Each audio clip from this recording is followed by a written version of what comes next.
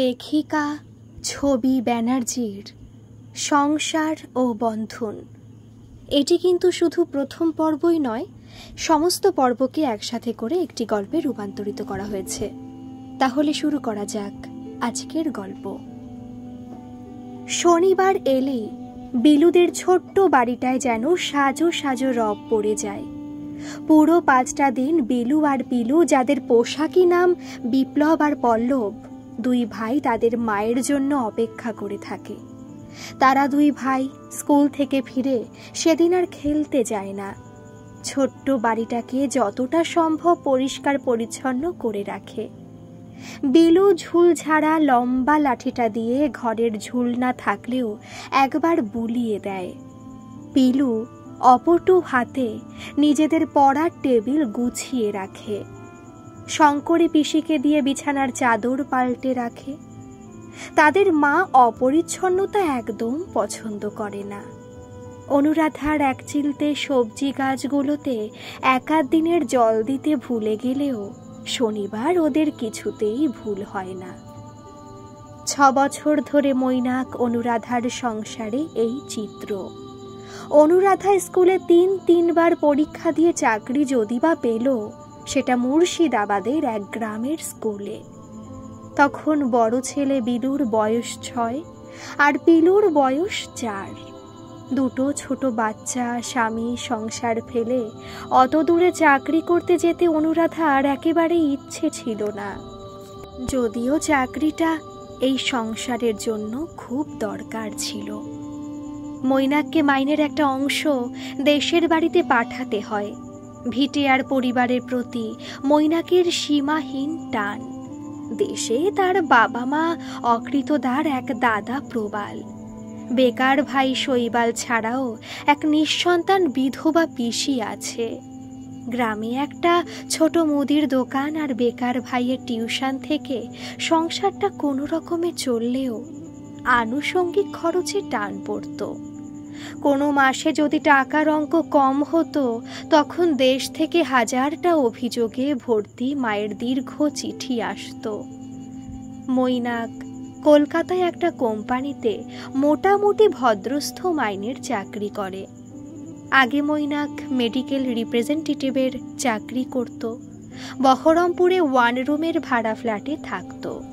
মাসের অর্ধেক দিন বাইরে থাকার সঙ্গে হাড় ভাঙা পরিশ্রম ছিল। 6 মাস আগে এই কোম্পানির চাকরিটার অফার পায়। স্যালারি বেশ কিছুটা বেশি। অনুরাধা এখানেই থাকতে হবে ভেবে নর্থ জোনের জন্য পরীক্ষা দেয়। 6 মাস হলো মৈনাক কলকাতায় নতুন কোম্পানিতে জয়েন করেছে। এই বাড়িটা তার এক ছোটবেলার বন্ধুর। প্রথম সে এখানে নামমাত্র ভাড়ায় উঠেছিল। সেই বন্ধুই তাকে এই বাড়িটা কিনে নেওয়ার অফার দেয়। বলেছিল, ভাই, বাড়িটা আমি বেচে দেব ঠিক করেছি, তুই ইচ্ছে করলে বাড়িটা কিনতে পারিস। এদো গলির ভেতর আর বহু পুরনো বাড়ি বলে এটার দাম 12 লাখ উঠেছে। তুই আমাকে 10 লাখ দিস। বন্ধুর অবস্থা বুঝেই বলেছিল, টাকা ইনস্টলমেন্টে দিতে পারিস। অনুরাধার সব গয়না আর তার সঞ্চিত টাকা মিলে এককালীন 6 লাখ টাকা দিয়ে বাড়িটা রেজিস্ট্রি হলেও এখনো 4 লাখের দেনা মাথার ওপর। এই অবস্থায় অনুরাধা চাকরিটা পেল। ছোট ছেলে পিলুকে আনার কোনো পরিকল্পনা অনুরাধার ছিল না। অসাবধানতা বশতঃ জন্ম। পিলুর জন্মের পরই সংসার প্রায় খুঁড়িয়ে খুঁড়িয়ে চলছে। মৈনাকের বাবা মার ধারণা, ছেলে মোটা মাইনের চাকরি করে, না হলে কলকাতার মতো জায়গায় একটা আস্ত বাড়ি কেনা যায়। মৈনাক অনেক বুঝিয়ে বলল, অনু, চাকরিটা তুমি নাও। তুমি তো চাকরি করতেই চেয়েছিলে। দেখছো তো সংসারটা কিভাবে চলছে। মাথার ওপর 4 লাখ টাকার দেনা। বাড়িতে টাকা পাঠিয়ে সংসার চালাতে আমি হিমশিম খাচ্ছি। ছেলেদের তোমার শখ শৌখিনতা তো দূরের কথা, ভালো মন্দটুকুও খাওয়াতে পারি না। তুমি ওখানে একটা ঘর ভাড়া নাও, প্রতি সপ্তাহে বাড়ি এসো। এতদিন তো আমিও মাঝে মাঝে বাড়ি ছাড়া থাকতাম, এখন না হয় উল্টোটা হবে। আমি তোমার সংসার ছেলেদের দেখে রাখবো। অনুরাধা বলল, সবই তো বুঝলাম, কিন্তু তুমি সকাল 8:30টায় বেরিয়ে রাত 8টায় বাড়ি ফেরো। এতটা দীর্ঘ সময় ছেলেরা একলা কি করে থাকবে? ওরা তো নেহাতেই দুধের শিশু। মৈনাক বলল, আগে তুমি জয়েন্ত করো, আমি ঠিক একটা সব সময়ের মাসি জোগাড় করে ফেলবো। বাইরের ঠিকে কাজের মাসিটা শুনে বলল, আমার পাড়াতে শঙ্করী বলে একটা মাঝবয়সী মাসি আছে, তার 3 কুলে কেউ নেই, চেয়ে চিনতে দিন চলে, সে একটা আশ্রয় আর খেতে পেলে বেঁচে যায়। মৈনাক বলল, এই তো সমস্যার সমাধান হয়ে গেল। তোমার তো সামনের সপ্তাহে জয়েন করতে হবে, তার আগে আমরা দুজনে গিয়ে বরং ওখানে তোমার থাকার একটা ব্যবস্থা করে আসি। ওদের ভাগ্য ভালো ছিল, তাই হেডমাস্টার মশাইকে সব সমস্যার কথা বলতেই উনি বললেন, এখানে বাড়ি ভাড়ার তেমন প্রচলন নেই। আমার বাড়িতে আমরা স্বামী স্ত্রী ছাড়া আর কেউ থাকি না। 5 মিনিটের হাঁটা পথে আমার বাড়ি। আপনি আমার বাড়িতে ইচ্ছে করলে থাকতে পারেন। আমিও কখনো বাড়ি ভাড়া দিইনি। আপনাকে একটা মাঝারি সাইজের ঘর আমি দিতে পারি। একটা ঘরে আপনার চলবে তো? মৈনাক বলল, খুব চলবে স্যার, আসলে আমার স্ত্রী একাই থাকবে। ঠিক আছে, আপনি একা থাকবেন যখন, তখন আপনি ইচ্ছে করলে পেইং গেস্টেও থাকতে পারেন। মাসে ঘর ভাড়া সহ 2500 টাকা দিলেই হবে। আমরা অবশ্য খুব অল্প তেল মশলা দিয়ে খাবার খাই। আপনার অসুবিধে হলে নিজে রান্নার ব্যবস্থা করতে পারেন। শুধু ঘরটা ভাড়া নিলে 600 টাকা দেবেন। অনুরাধা বলল, আমরা আপনার প্রথম প্রস্তাবে রাজি স্যার। অনুরাধা 4 দিন ধরে শঙ্করী দিদিকে রান্নাবান্না থেকে শুরু করে ছেলেদের দেখভাল, সংসারের খুঁটিনাটি সবকিছু বুঝিয়ে দিল। স্কুল জয়েন করার আগের দিন থেকে 2 ছেলেকে কাছে বসিয়ে পাখি পড়ার মতো সব বোঝাতে গিয়ে অনুরাধার চোখের জল বাঁধ মানছিল না। মা তাদের ছেড়ে চাকরি করতে চলে যাবে, এটা বিলু বুঝতে পারলেও পিলু অবুঝের মতো বায়না করছিল। কেন মা তাদের না নিয়ে বেড়াতে যাবে? কেন রাতে ফিরে আসবে না? পরদিন ভোর 4টের ট্রেনে মৈনাক অনুরাধাকে ট্রেনে তুলে দিল। বহরমপুর স্টেশন থেকে স্কুলটা মিনিট 20 অটোর দূরত্বের পরও 15 মিনিট গ্রামের কাঁচা রাস্তা ধরে হেঁটে যেতে হয়। তার থাকার ব্যবস্থা করতে এসে মৈনাক বলেছিল, না অনু, এভাবে চাকরি করতে তোমার কষ্ট হবে। আমি স্বার্থপরের মতো তোমাকে চাকরিটা করতে জোর করে ভুল করেছি। ছেড়ে দাও অনু, তুমি না হয় ঘরে বসে কিছু টিউশনি করো। অনুরাধা বলল, তুমি ভুল ভাবছো, চাকরিটা তো আমি বহু কষ্টে পেয়েছি। চাকরি করতে আমার কোনো কষ্ট হবে না, শুধু তোমাকে আর ছেলেদের ছেড়ে থাকার জন্য কষ্ট হচ্ছে। মৈনাক বলল, সত্যি বলছো অনু? তুমি ভেবো না, আমি তোমার মতো করেই ছেলেদের আগলে রাখবো। অনুরাধা বলল, শুধু ছেলেদের আগলে রাখলেই হবে না মশাই, আমার গাছগুলোকেও বাঁচিয়ে রাখবে আর আমার সাজানো সংসারটা গুছিয়ে রাখবে। বিলুটা বড্ড ফাঁকিবাজ, ওকে ঠিক সময় পড়াতে বসাবে।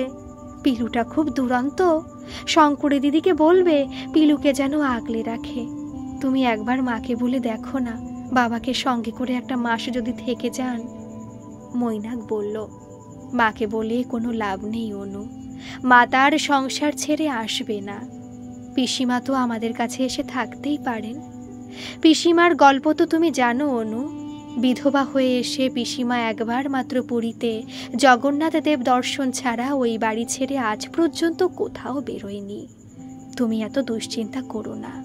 শঙ্করী দিদি মানুষটাকে তো ভালোই মনে হলো, তাছাড়া প্রতিদিন তুমি ফোন করে সবার খবর নিতে পারবে।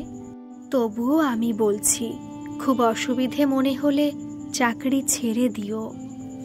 হেডমাস্টার মশাই আর তার স্ত্রী দুজনেই খুব সজ্জন মানুষ।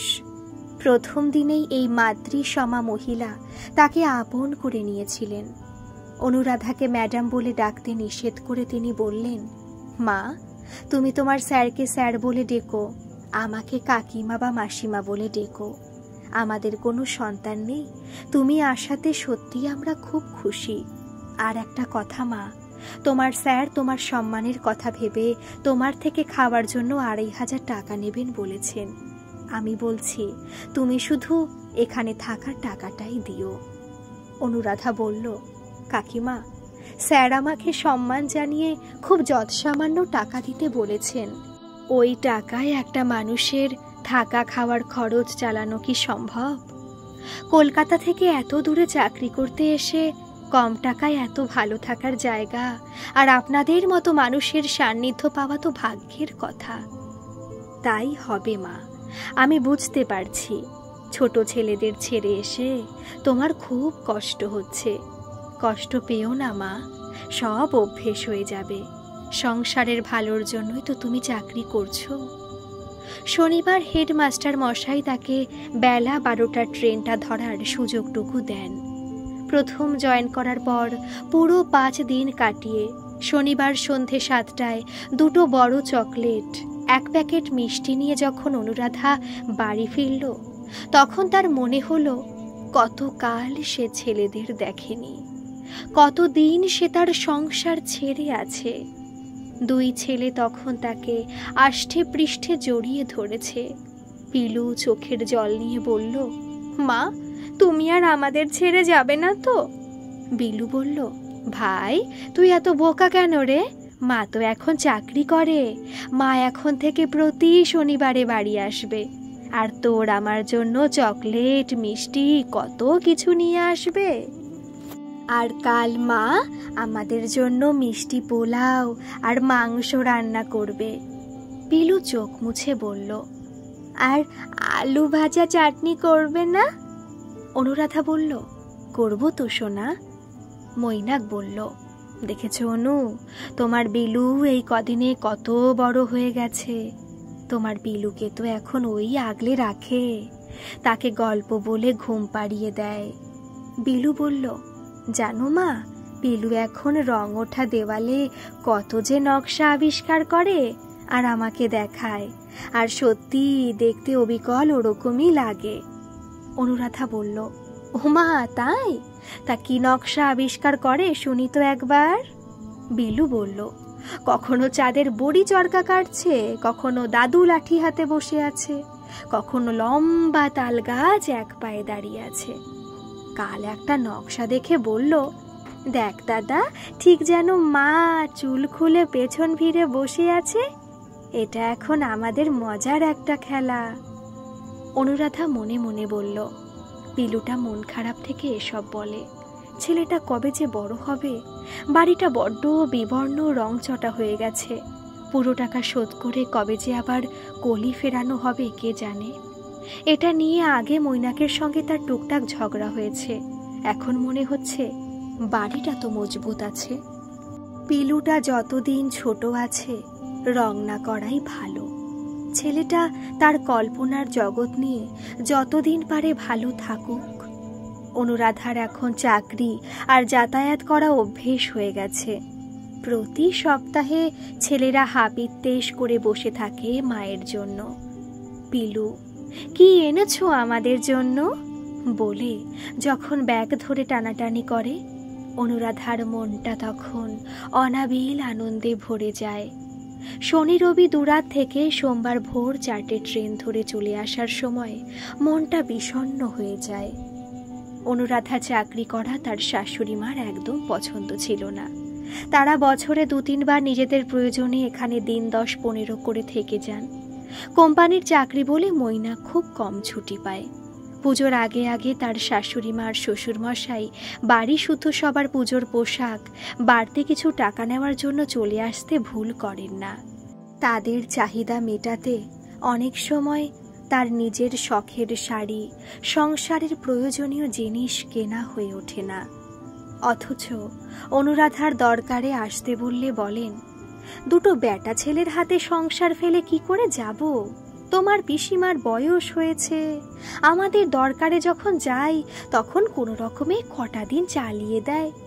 কখনো তার দেওর শৈবাল এসে 2-4 দিন কাটিয়ে যায়। অনুরাধা যথাসাধ্য আপ্যায়ন করে। অনুরাধা তার শ্বশুর বাড়ির সবাইকে ভালোবাসে। শুধু তাদের চাহিদার বাড়াবাড়ি দেখলে মনে মনে বিরক্ত হলেও তার স্বামীর দুর্বলতার কথা ভেবে কখনো অসন্তোষ প্রকাশ করে না। মৈনাক কখনো তাকে লুকিয়ে ভাইয়ের মোজার মধ্যে লুকিয়ে টাকা দিয়ে ভাইকে ইশারা করে বলে দেয়। এসব তার চোখে পড়লেও মৈনাককে বুঝতে দেয় না। পুজোর ছুটি পড়তে আর 15 দিন বাকি। আগে হলে সে শ্বশুরবাড়ির সবার জন্য, নিজেদের জন্য পোশাক কিনে ফেলত, তবে প্রতিবারই বাজেট ফেল হয়ে যেত। তখন নিজেদের পোশাক কাটছাঁট করতে হতো। এই 5 মাসে শ্বশুরবাড়ি থেকে কেউ আসেনি। 5 মাসে শাশুড়িমার অন্তত 4খানা দীর্ঘ চিঠি চলে আসতো। মোবাইলের যুগ হলেও শাশুড়িমা চিঠি লিখতে পছন্দ করেন। চিঠিতে অনেক খুঁটিনাটি কথা লেখা যায়, যা ফোনে বলতে ভুল হয়ে যায়। মৈনাক অবশ্য ভাইকে, দাদাকে ফোন করে সব খবর নেয়। কে জানে তার চাকরি করা নিয়ে তারা রাগ পুষে রেখেছে কিনা। এক শনিবার অনুরাধা বাড়ি ঢুকেই দেখল শ্বশুর শাশুড়ি কোনো খবর না দিয়েই এসে গেছেন। শাশুড়িমা তাকে আক্রমণ করার জন্য প্রস্তুত হয়েই ছিলেন। তাকে দেখে বললেন, বেটা ছেলের মতো চাকরি করে সপ্তাহান্তে এভাবেই বাড়ি ফেরো বুঝি? শ্বশুরমশাই মৃদু আপত্তি জানালে শাশুড়িমা তাকে ধমকে চুপ করিয়ে দিয়ে বললেন, কোনো মা এমন নির্দয়ের মতো দুধের বাচ্চাদের ছেড়ে থাকতে পারে? তোমার বিদেশ বিভুঁইয়ে চাকরি করার কি দরকার ছিল? আমার ছেলে কি তোমার খাওয়া পড়ার অভাব রেখেছিল? বিয়ের পর 3টে মাসও শ্বশুর ঘর করলে না, শুধু স্বাধীনভাবে ঘর সংসার করবে বলে ছেলেকে ইন্ধন দিয়ে তাকে বগল দাবা করে নিয়ে চলে এসেছিলে বহরমপুরে। সেটাও না হয় মেনে নিয়েছিলাম। এখন কি একলা চড়ে বেড়াবার জন্য ঘর সংসার চুলোই দিয়ে অত দূরে চাকরি নিলে? মৈনাক বলল, মা, আমি ছোট ছেলে নই যে অনু আমাকে বগল দাবা করে নিয়ে আসবে। আর অনুকে এই চাকরিটা করার জন্য আমিই জোর করেছি। সে এত দূর বলে এই চাকরিটা করতে চায়নি। অনু চাকরিটা না করলে তোমাদের টাকা পাঠানো আর বাড়ির দেনা শোধ করা আমার পক্ষে আর সম্ভব হচ্ছিল না। শাশুড়িমা বললেন, দেশে অত বড় বাড়ি থাকতে কলকাতায় বাড়ি কেনার তো দরকার ছিল না বাবা। সংসারটা এক জায়গায় থাকলে তোর মাইনেতেই দিব্যিই চলে যেত। তুই মাসে 2 বার বাড়ি যেতে পারতিস। কত ছেলেই তো এভাবেই সংসার করছে। এখন বউয়ের মাসে 4 বার বেটা ছেলের মতো বাড়ি আসা দিব্যি মেনে নিচ্ছিস। বাড়ি কেনার জন্য মোটা টাকা খরচ করতে পারলি, অথচ আমি যখন মুদিখানার দোকানটা বড় করার জন্য তোকে কিছু টাকা চাইলাম, তখন এটা ওটা বাহানা দিয়ে দিলি। বউয়ের চাকরি করাতে আমাদের কি এমন হাতি ঘোড়া লাভ হচ্ছে শুনি? সেই তো বরাদ্দ টাকাই পাঠাচ্ছিস। মৈনাক বলল, মা, বাড়ির দেনাটা শোধ না হওয়া পর্যন্ত এর বেশি আমি দিতে পারবো না। তুমি আর বাবা বরং এখানে থেকে যাও।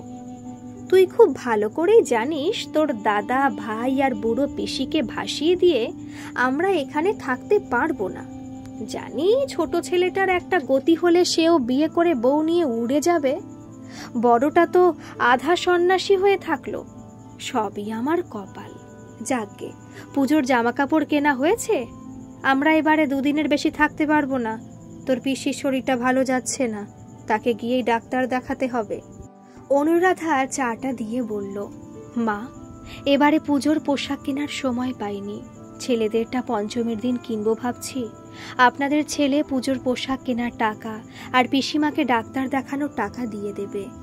শাশুড়িমা বললেন, আর তুমি কি দেবে? এখন তো তুমিও রোজগেরে বউ। অনুরাধা বলল, আমার টাকা আমি আলাদা মনে করি না মা, ও টাকা আমাদের দুজনের টাকা। আমরা এবারে পুজোর সময় দেশের বাড়ি যাব, তখন আপনাদের জন্য আমরা উপহার নিয়ে যাব।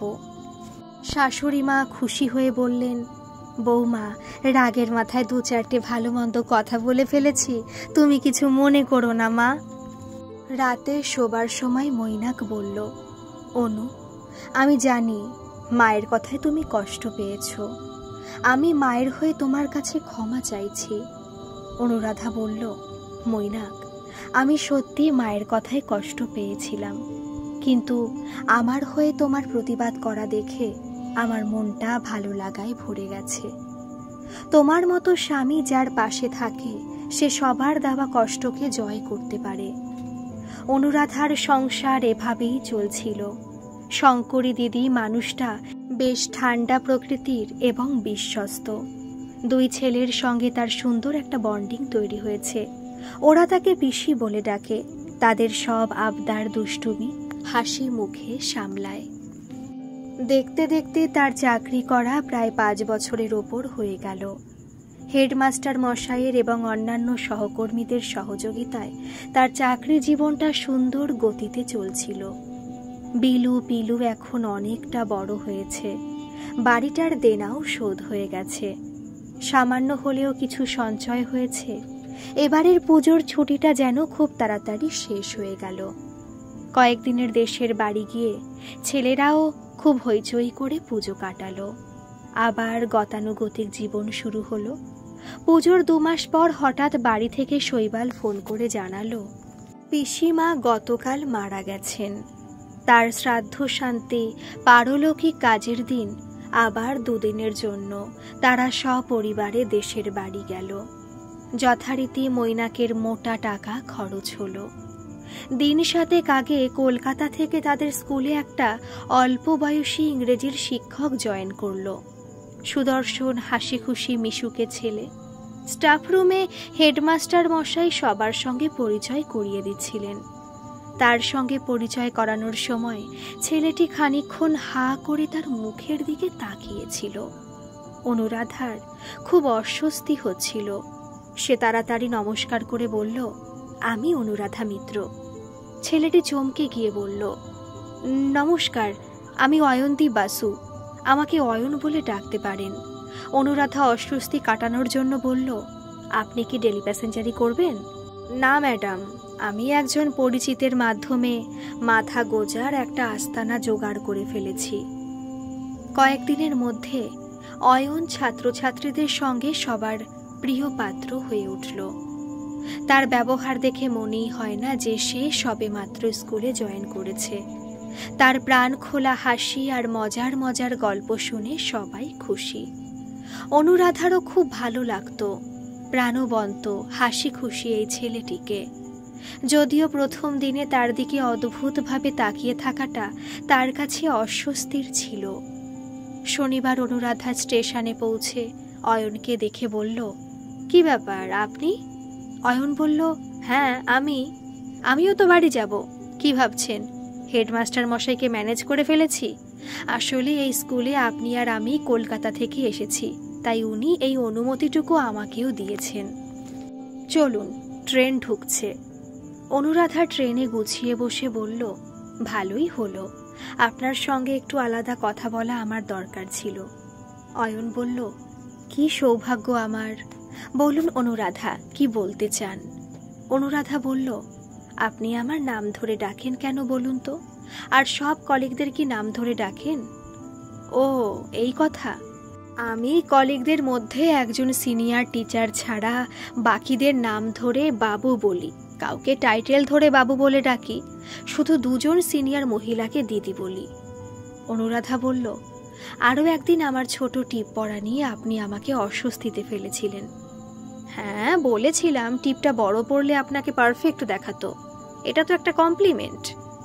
আমি আপনার অনেক সিনিয়র অয়ন। আমার 2টো ছেলে আছে। এসব হালকা ঠাট্টা তামাশা আমি একদম পছন্দ করি না। অয়ন বলল, ওরে বাবা, আপনাকে দেখে তো মনেই হয় না আপনি 2টো ছেলের মা। আচ্ছা, আপনি কি প্রাচীনপন্থী মহিলা? কলেজ ইউনিভার্সিটিতে পড়েছেন তো? নাকি খুব পিটপিটে রাগী মহিলা? অনুরাধা বলল, শুনুন অয়ন, আমি কেমন সেটা আপনার না জানলেও চলবে। আমি আপনার থেকে অন্তত 10 বছরের বড়। আপনি আমাকে দিদি বলতে না পারলে ম্যাডাম বলে ডাকবেন। ধুর, ম্যাডাম তো অপরিচিতা বা স্বল্প পরিচিতা মহিলাকে বলা যায়। অবশ্য স্কুল কলেজে পড়ার সময় ম্যাডাম বলাটা রেওয়াজ ছিল। অনুরাধা বলল, মাত্র 15 দিনে কোন সুবাদে আমি আপনার অতি পরিচিতা মহিলা হয়ে গেলাম? কি মুশকিল। আচ্ছা, আপনিও তো আমাকে অয়ন বলেই ডাকছেন। বয়সে বড় হলেই বুঝি নাম ধরে ডাকা যায় না? ঠিক আছে, আপনার আপত্তি থাকলে আপনাকে অনুদি বলে ডাকবো। এবার খুশি? প্লিজ এরকম রাগি রাগি মুখ করে থাকবেন না। ঝালমুড়ি খাবেন? অনুরাধা ফিক করে হেসে বলল, আপনি খুব টকেটিভ আর অত্যন্ত ফাজিল। অয়ন হো হো করে হেসে বলল, ওকে অনুদি, এটাকে আমি কমপ্লিমেন্ট হিসাবেই নিলাম। আপনি কিন্তু সবার সামনে আমাকে কখনো বেয়ারা কমপ্লিমেন্ট দেবেন না। অয়ন বলল, তাহলে কি আড়ালে দেব? অনুরাধা রাগতে গিয়েও হেসে ফেলল। বাড়ি ফিরে অনুরাধার জন্য একটা অবাক করা কাণ্ড অপেক্ষা করছিল। চেঞ্জ করে ছেলেদের একটু আদর করে সবে চা নিয়ে বসেছে। মৈনাক চায়ের কাপ হাতে নিয়ে বলল, অনু, পরশু আমাদের একবার দেশের বাড়ি যেতে হবে। অনুরাধা বলল, কেন গো, কোনো খারাপ খবর? সবাই ভালো আছে তো? মৈনাক বলল, না, সবাই ভালো আছে। তুমি মায়ের চিঠিটা পড়ো। অনুরাধা চিঠিটা পড়তে শুরু করলো। তার শাশুড়িমা লিখেছেন, বাবা মনু, খবরটা শুনলে তুই হয়তো রেগে যাবি। ছোট খোকা বিয়ে করে বউ এনেছে। সত্যি কথা বলতে আমি রাগ করতে পারিনি। তোর দাদা তো বিয়েই করলো না। বিয়ের বয়স চলে গেলে ছোট খোকাও যদি কোনোদিন সংসার না করে। মেয়েটি শিক্ষিতা, মেজ বৌমার মতো সুন্দরী না হলেও বেশ ঢলঢলে চেহারা। ছোট করে একটা অনুষ্ঠান না করলে মান থাকে না। কানের দুটো পাশা, হাতের চুড়ি আর গলার এক চিলতে চেন ছাড়া আমার কাছে সোনা বলতে কিছু নেই। শুধু হাতে বউকে দেখি কি করে তুই বল? তুই আমার বিবেচক ছেলে। ছোট বৌমার জন্য একটা গলার হার আর একটা লোহার বাঁধানো নিয়ে আসিস। আর অনুষ্ঠানের সামান্য খরচটা তোকেই করতে হবে। ছোট খোকা একদিন ঠিক চাকরি পাবে, কিন্তু ততদিনে বিয়ের বয়স চলে যাবে। এখন তো টিউশনি করে কিছু রোজগার করে, দরকার হলে বৌমাও টিউশন করবে। তোর ইচ্ছে হলে যেটুকু টাকা পাঠাস সেটুকুই দিস। তোরা সবাই আমার আশীর্বাদ নিস। ইতি মা। অনুরাধা বলল, আবারও একটা মোটা টাকার ধাক্কা। বাড়িটা রিপেয়ারিং করে কলি ফেরানোর খুব দরকার ছিল। আমার তো বাড়তি গয়না তেমন কিছু নেই। তুমি বরং আমার গলার চেনটা পালিশ করে শুধু লোহা বাঁধানো আর সঙ্গে একটা আংটিও কিনে নিও। এরপর অনুষ্ঠানের খরচ আছে। মৈনাক বলল, আবার আংটি কেন? আংটিটা আমি দেব, না হলে তো মা সবার সামনে রোজগেরে বউ কি দিল বলে কথা শোনাবেন। কিন্তু অনু, তোমার সব গয়না তো বাড়ি কিনতে বের করে দিয়েছ, ওটা বরং থাক। অনুরাধা বলল, গয়না পরে হলেও চলবে, কিন্তু সঞ্চয়ের টাকাটা সব ভেঙে গেলে বাড়িটায় হাত দেওয়া হবে না। আমি একটা কথা বলবো? মৈনাক বলল, আমি জানি তুমি কি বলবে। না, জানো না। দেখো, বাবা মায়ের দায়িত্ব নেওয়া তোমার কর্তব্য। তোমার দাদা আর ভাইয়ের দায়িত্ব তোমাকে নিতে হবে। আমাদের ছেলেদেরও তো ভবিষ্যৎ আছে। তোমার ভাই বিয়ে করেছে তার নিজের দায়িত্বে। তুমি এবারে মা বাবাকে বরং এখানে নিয়ে এসে টাকা পাঠানো বন্ধ করো। মনে রেখো, আবদার একদিন অন্যায় অধিকারে দাঁড়াবে। তোমাদের কিছু জমি আছে, চালু মুদির দোকান আছে। দুটো পেট কমে গেলে স্বচ্ছন্দে সংসার চলবে। এবার ওদের ভাবতে দাও। স্বামী স্ত্রী টিউশন করেও সংসার চালায়। বিপদে আপদে অবশ্যই দেখবে। জানি আমার কথাগুলো তোমার খারাপ লাগছে। মৈনাক বলল, না অনু, তুমি একদম ঠিক কথা বলেছ। কিন্তু বাবা মা যদি আসতে না চাইলে তুমি অন্তত টাকার পরিমাণ কমিয়ে দাও। তুমি তো শুধু মাসে টাকা পাঠাও তা তো নয়।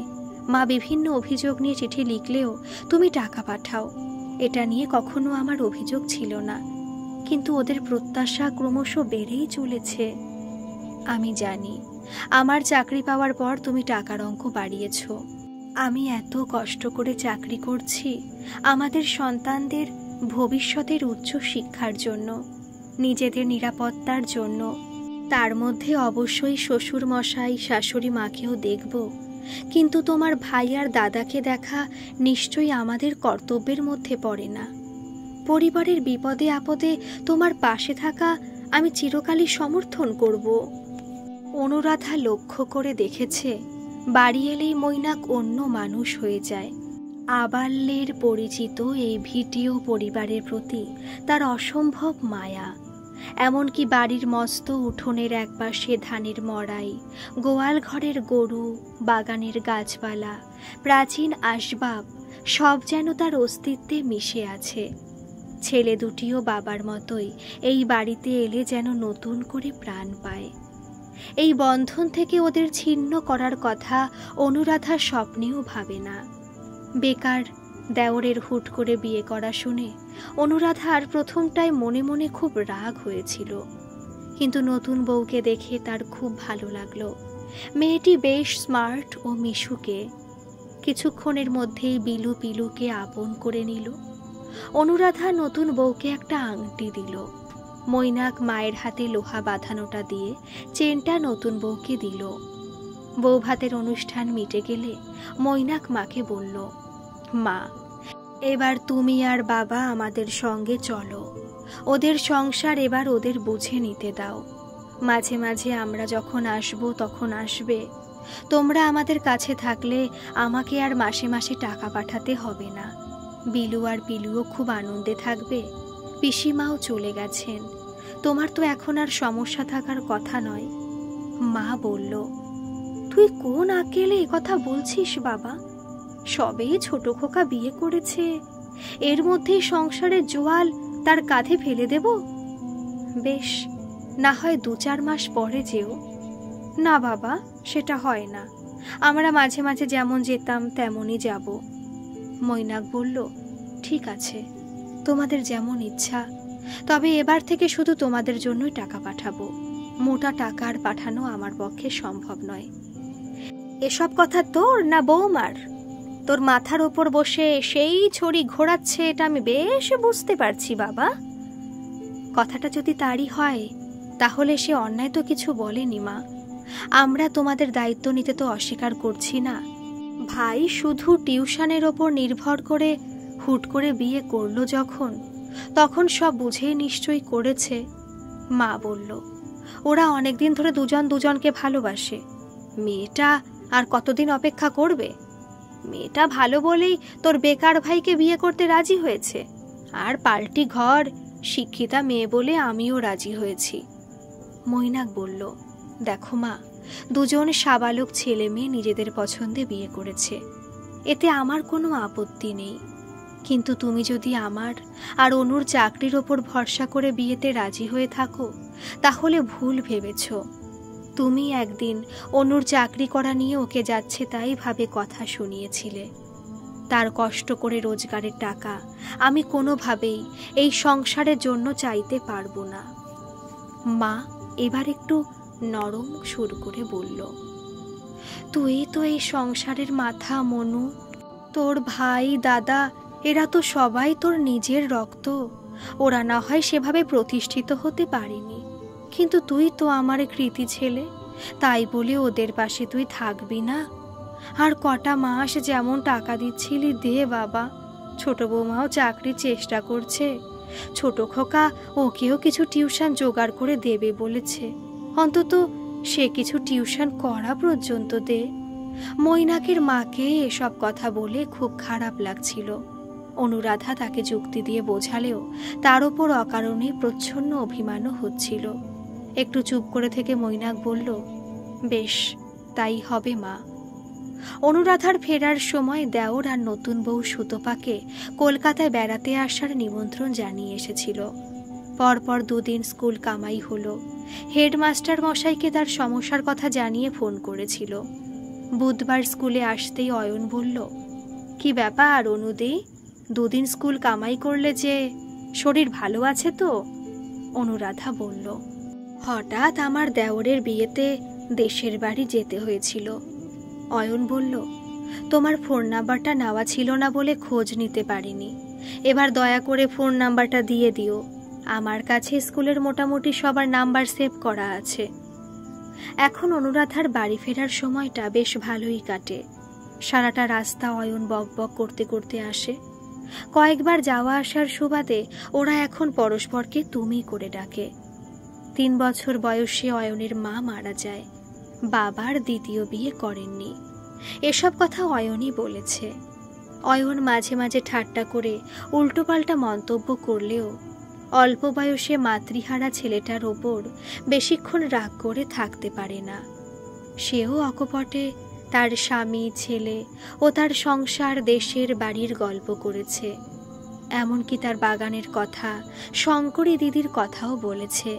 তার 2 ছেলে গাছগুলোর কেমন পরিচর্যা করে বেগুন, কাঁচা লঙ্কা, ঢ্যাঁড়স, পুঁই ডাঁটা ফলিয়েছে, সেসব খুঁটিনাটি গল্পও করে। পরের শনিবার বাড়ি ফিরলে মৈনাক বলল, কাল শৈবাল আর নতুন বউ আসছে। অনুরাধা বলল, রবিবার দেখে তো আমি আসতে বলেছিলাম। তুমি কাল সকাল সকাল মাছ, মাংস, মিষ্টি, দই আর 2 রকমের মিষ্টি এনো।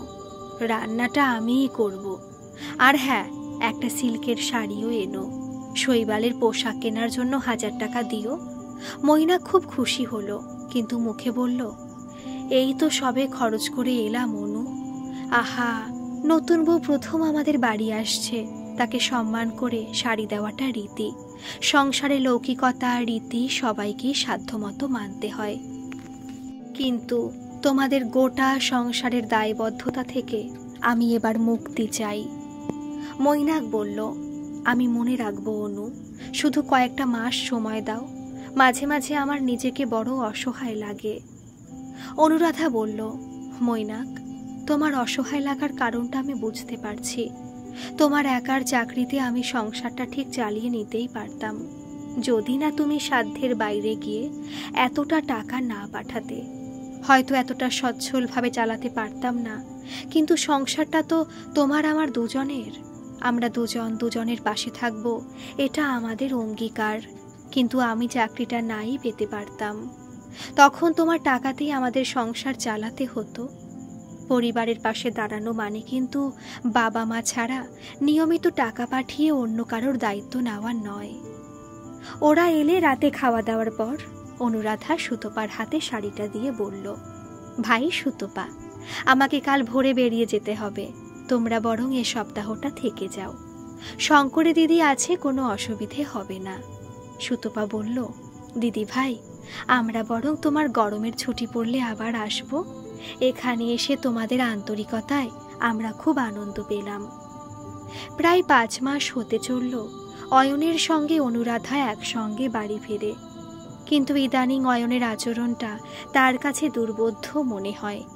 সেদিন স্কুলে একজন টিচারের রিটায়ার্ডের জন্য হেডমাস্টার মশাই একটা ফেয়ারওয়েলের অনুষ্ঠান করেছিল। সেই অনুষ্ঠানে হেডমাস্টার মশাইয়ের সঙ্গে অন্য 2 জন সিনিয়র টিচার বক্তব্য রাখলেন। একজন টিচার রবীন্দ্রসঙ্গীত গাইলেন।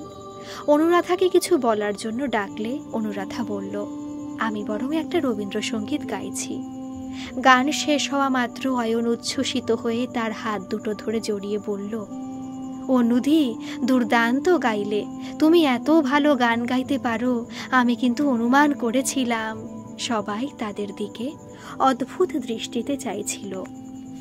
অনুরাধার ভীষণই অস্বস্তি হচ্ছিল, তবু বাড়ি ফেরার সময় অয়নের জন্য অপেক্ষাটা তার অভ্যেস হয়ে গেছিল। একসঙ্গে হাঁটতে হাঁটতে অটো ধরে স্টেশনে আসা, ট্রেনের দীর্ঘ রাস্তা, গল্প করতে করতে বাড়ি ফিরতে কখন সময়টা পার হয়ে যেত বুঝতেই পারত না। অনুরাধা মাঝে মাঝে নিজের মনকেই প্রশ্ন করে, এটা কি তার শুধুই অভ্যেস, নাকি মাতৃহারা অয়নের ওপর তার গভীর এক টান ও ভালো লাগা? তার উল্টোপাল্টা আচরণে সে মাঝে মাঝে অস্বস্তিতে পড়লেও কখনো কড়া ভাষায় তাকে কিছু বলতে পারে না। কদিন আগে অয়ন তাকে বলেছিল, অনুদি, তোমাকে একটা সারপ্রাইজ দেব, ফিনিশিং টাচ দেওয়াটা হয়ে গেলেই একেবারে চমকে দেব। এটা নিয়েও অনুরাধার খুব দুশ্চিন্তা। অয়নের এই সারপ্রাইজটা তাকে আবারও কোনো অস্বস্তিতে ফেলবে না তো? না, অয়নের পাগলামির এত প্রশ্রয় দেওয়াটা তার ঠিক হচ্ছে না। এবার কড়া ভাষায় তাকে কিছু বলতেই হবে। সেদিন ট্রেনে একথা সে কথার পর অয়ন জিজ্ঞেস করল, আচ্ছা অনুদি, তোমার সংসার, স্বামী, ছেলেদের গল্পের বাইরে আর কোনো গল্প নেই? অনুরাধা বলল, এর বাইরে তো চাকরির গল্প। আমার মতো প্রায় মধ্যবয়সী এবং মধ্যবিত্ত পরিবারের মেয়েরা সংসারে আষ্টে পৃষ্ঠে জড়িয়ে থাকতে ভালোবাসে। এর বাইরে চাকরি, বিনোদন সবটা থাকলেও দিনের শেষে মেয়েরা নিজের সাজানো সংসারে প্রিয়জনের সান্নিধ্যে থাকতে সবচেয়ে ভালোবাসে। আসলে বিয়ে মানেই তো বন্ধন, সংসারের বন্ধন, মায়া ও ভালোবাসার বন্ধন, দায়িত্বের বন্ধন। তুমি যখন বিয়ে করবে তখন তোমারও এই উপলব্ধি হবে, জানো, স্বামী ছেলেদের ছেড়ে এত দূরে চাকরি করতে আমার মন সায় দিচ্ছিল না। নেহাত প্রয়োজনে চাকরিটা করতে হচ্ছে। আমার মনটা সবসময় বাড়িতে পড়ে থাকে। অয়ন বলল, তুমি গুরুগম্ভীর মুখ করে থাকলেও তুমি মোটেও মধ্যবয়সী নও। অনুরাধা বলল, মধ্যবয়সী বলিনি তো, প্রায় মধ্যবয়সী বলেছি। তোমার মতো অল্প বয়সী ছেলে বা মেয়েদের জীবনে অনেক গল্প থাকে, তাদের জীবনে রঙিন ভবিষ্যৎ আর স্বপ্ন পূরণের লক্ষ্য থাকে, আর থাকে বিশেষ বন্ধু যার সঙ্গে অনেকটা পথ চলতে হবে। আচ্ছা অয়ন, তোমার কোনো বিশেষ বন্ধু নেই? ছিল। ও, ব্রেকআপ হয়ে গেছে বুঝি? কিন্তু এখন তো তুমি চাকরি করছো, সম্পর্কটা ঠিক করা যায় না?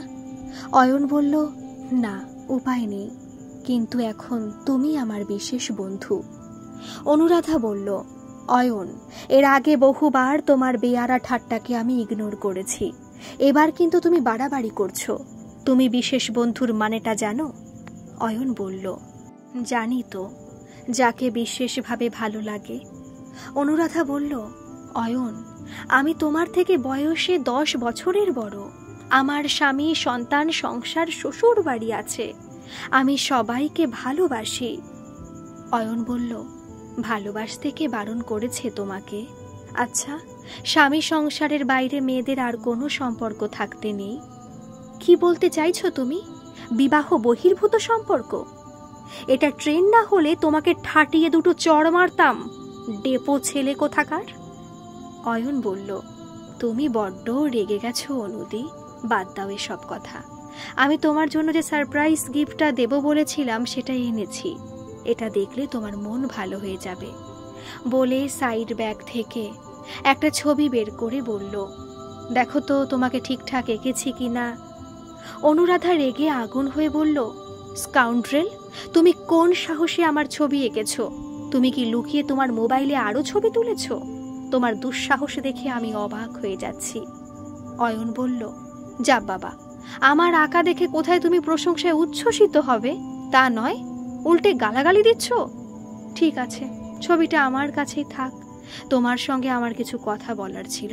এই মুহূর্তে তুমি ভীষণ উত্তেজিত হয়ে আছো, প্লিজ তুমি শান্ত হও অনুদি, এটা পাবলিক প্লেস। অনুরাধা থমথমে মুখে বাড়ি ঢুকল। মৈনাক বলল, কি হয়েছে অনু, শরীর খারাপ? কই না তো, একটু ক্লান্ত লাগছে। ছেলেদের আদর করে বলল, সোনা, তোমাদের চকলেট আর ছবি দেওয়া গল্পের বই এনেছি, ব্যাগ থেকে বের করে নিও, আমি চেঞ্জ করে একটু বিশ্রাম নেব। মৈনাক চা নিয়ে এসে বলল, অনু, একটা সুখবর আছে। কি খবর? সুতপা বাড়ির কাছাকাছি একটা প্রাইমারি স্কুলে চাকরি পেয়েছে, কিন্তু তোমাকে এমন বিধ্বস্ত দেখাচ্ছে কেন? অনুরাধা বলল, আমার মনে হয় জ্বর এসেছে, আমি আজ রাতে কিছু খাবো না। মৈনা কপালে হাত দিয়ে বলল, জ্বরে তো গা পুড়ে যাচ্ছে, আপাতত একটা ক্যালপল খাও, কাল সকালে ডাক্তারের কাছে নিয়ে যাব, কটা দিন স্কুলে যেতে হবে না। অনুরাধা বলল, তোমাকে একটা কথা বলবো, আমি আর চাকরিটা করতে না পারলে তুমি কি রাগ করবে? সব সমস্যা তো মিটে গেছে।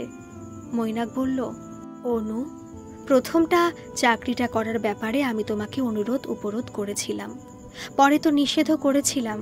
বেশ, তুমি যা চাও তাই হবে অনু। রাতে ঘুমোতে এসে মৈনাক দেখল অনু জ্বরের ঘোরে ভুল বকছে। বলছে, মৈনাক, তুমি আমাকে কখনো ভুল বুঝে অবিশ্বাস করবে না তো? বিশ্বাস করো, আমি কোনো অন্যায় করিনি। মৈনাক অনুকে জোর করে জাগিয়ে বলল, তোমার কি হয়েছে অনু? বিয়ের এত বছর পর তুমি কেন এই কথা বলছো? আমি নিজের চেয়েও তোমাকে বিশ্বাস করি।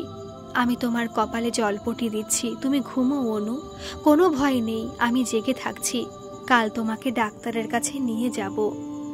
পরদিন জ্বরটা অনেকটা কমে গেল। অনুরাধা বলল, আর ডাক্তারের কাছে যাওয়ার দরকার নেই, একটু বিশ্রাম নিলেই ঠিক হয়ে যাবে। সকাল 9টায় মৈনাকদের বাড়ির ডোরবেলটা বেজে উঠল। মৈনাক দরজা খুলে দেখল একটা ভদ্রলোক একজন অল্প বয়সী সুন্দরী মহিলাকে নিয়ে দাঁড়িয়ে।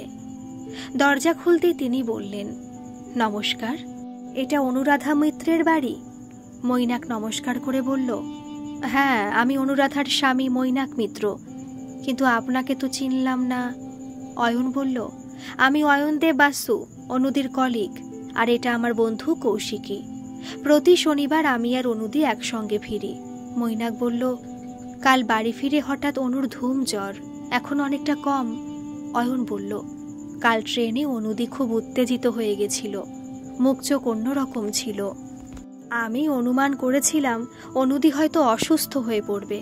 আচ্ছা, অনুদির সঙ্গে একবার দেখা করা যাবে? হ্যাঁ, অবশ্যই আসুন, তবে ও চাকরিতে রেজিগনেশন দেবে। আচ্ছা, অনুর স্কুলে কি কিছু হয়েছিল? অনুদি স্কুলে খুব জনপ্রিয় একজন টিচার। আচ্ছা, ঘরে চলুন। অয়নকে ঘরে ঢুকতে দেখে অনুরাধা উত্তেজিত হয়ে চিৎকার করে বলল, তুমি বাড়ি পর্যন্ত ধাওয়া করে এসেছো? তুমি আমার ঘর ভাঙতে চাও? অয়ন বলল, প্লিজ অনুদি, একটু শান্ত হও। তোমার মজবুত ঘর কি অত সহজে আমি ভাঙতে পারি? আচ্ছা মৈনাক বাবু, এই ছবি দুটো একবার দেখে বলুন তো চিনতে পারেন কিনা। মৈনাক ছবি দুটো দেখে বলল, দুটোই তো অনুর ছবি, এটা আপনি কোথায় পেলেন? অয়ন বলল, দুটো ছবি আমার প্রয়াতা দিদি অনুপমার ছবি, যাকে আমি অনুদি বলে ডাকতাম। অল্প বয়সে ছবিটা দিদি বেঁচে থাকাকালীন, পরের ছবিটা দিদির এই ছবি দেখে আমি এঁকেছি। আমি প্রথম দিন স্কুলে অনুদিকে দেখে চমকে গিয়েছিলাম। দুটো মানুষের সঙ্গে এত মিল! নাকি এটা সত্যি আমার অনুদি? আমার অনুদি খুব ভালো গান গাইতো, সেই জন্যই সেদিন আমি তোমার গান শুনে আবেগ দমন করতে পারিনি। আমার 3 বছর বয়সে মা মারা যায়। অনুদির বয়স তখন 13। প্রথম আমি অনুদিকে নাম ধরে ডাকতাম, পরে একটু বড় হয়ে অনুদি ডাকতাম। অনুদির হাতে আমি বড় হয়েছি। আমার গোটা শৈশব জুড়ে অনুদি ছিল আমার বন্ধু, মা আর দিদি। মাত্র 26 বছর বয়সে, মাত্র একদিনের জ্বরে অনুদি মারা যায়। মায়ের স্মৃতি আমার কাছে ধূসর। অনুদিকে হারিয়ে আমি সত্যিকারের মাতৃহারা হয়েছিলাম। কৌশিকী বলল, অনুদি, অয়ন তোমার কথা সব আমাকে বলেছে। তোমাকে রাগিয়ে দিয়ে ও মজা পায় সেটাও বলতো। অয়নের কাছে আমি শুনেছি ওর দিদির মৃত্যুর পর ও ডিপ্রেশনে চলে গিয়েছিল, ওকে সাইকোলজিস্ট দেখাতে হয়েছিল। অনুদি, আমি একটা প্রাইমারি স্কুলে চাকরি করি। আমাদের 5 বছরের ভালোবাসা। আমরা খুব তাড়াতাড়ি বিয়ে করব, শুধু আমার চাকরি ট্রান্সফারের জন্য অপেক্ষা করছি। অনুরাধা বলল, অয়ন তোমার কথা তো আমাকে বলেনি। অয়ন বলল, তুমি আমার বিশেষ বন্ধুকে জানতে চেয়েছিলে, আমার প্রেমিকার কথা তো জানতে চাওনি। আমি এখনো বলছি, তুমি আমার বিশেষ বন্ধু। তোমাকে কাল ট্রেনে সবটা বলবো ভেবেছিলাম, কিন্তু তুমি পাগলের মতো এত রিয়্যাক্ট করলে, আমি তো রীতিমতো ভয় পেয়ে গিয়েছিলাম। অনুদি, আমি ফাজিল, তোমার কথায় ডেপো বটে, কিন্তু স্কাউন্ড্রেল নই। শুধুমাত্র এই কারণে তুমি চাকরিতে রেজিগনেশন দেবে? তুমি জানো এই বাজারে একটা চাকরি পেতে কত কাঠখড় পোড়াতে হয়? তুমি তো হেডমাস্টার মশাইয়ের বাড়িতে রাজকীয় আরামে আছো, আর এই জার্নিটা করা তো তোমার অভ্যেস হয়ে গেছে। এবার বলো তো, আমার অনুদি, মানে একেবারে ডুপ্লিকেট তুমি, সেই ছবিটা নেবে? ওটা আমি তোমার জন্য অনেক কষ্ট করে এঁকেছি। আর একটা কথা স্বীকার করবে তো, মেয়েদের স্বামী সন্তানের বাইরেও অনেক ভালো লাগার মতো সম্পর্ক থাকে, ঠিক আমার মতো। তুমি তোমার স্বামী, সংসার, ছেলেদের গল্প আমার কাছে এতবার করেছো যে তোমার বর্ণনা শুনেই আমি সবাইকে চিনে ফেলেছি। আমার অনুদির তো জীবন শুরু না হতেই শেষ হয়ে গেল, তাই বড্ড লোভ হতো তোমার সুখী সাজানো সংসারটা একবার দেখতে। আমি এখন দুটো ভাগ্নের মামা হতে পারি, অবশ্য যদি তুমি চাও। অনুরাধা বলল, তুই আমাকে ক্ষমা করে দে ভাই, তবে এখনো বলছি তুই একটা ফাজিল ছেলে। এই সম্পর্কটা আজীবন রাখবি তো? অয়ন বলল, কি বলি বলো তো, তোমায় হৃদ মাঝারে রাখবো, ছেড়ে দেব না।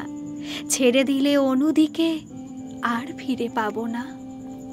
মৈনাক বলল, অনুর কিন্তু ভাই নেই, ও একটাই মেয়ে।